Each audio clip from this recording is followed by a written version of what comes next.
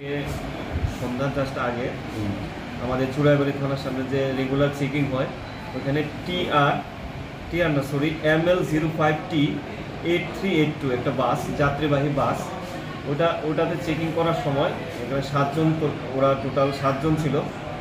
তার মধ্যে 3 জন মহিলা, 2 জন শিশু আর 2 জন পুরুষ। তাদেরকে দেখে পুলিশের সন্দেহ হয়। তারপর ওদেরকে জিজ্ঞাসাবাদ করে, তারা বলে দেয় তারা বাংলাদেশ থেকে এসেছে, ওরা হায়দ্রাবাদ যাবে।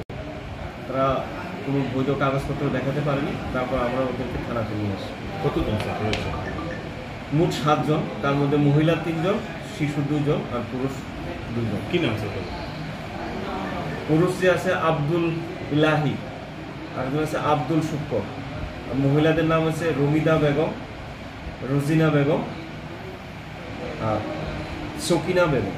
শিশু 2 জন কি মেয়ে শিশু না ছেলে শিশু? মেয়ে শিশু, একজনের বাচ্চা।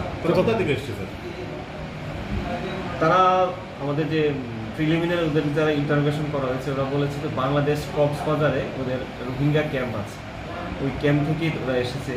ওরা হায়দ্রাবাদে রোজগারের উদ্দেশ্যে যাচ্ছে। ওরা নাকি হায়দ্রাবাদে আরও একবার গিয়েছিল। তো পুরা আমাদের এখনো তদন্ত শুরু হয়েছে, বাকিটা তদন্ত চলে আসবে।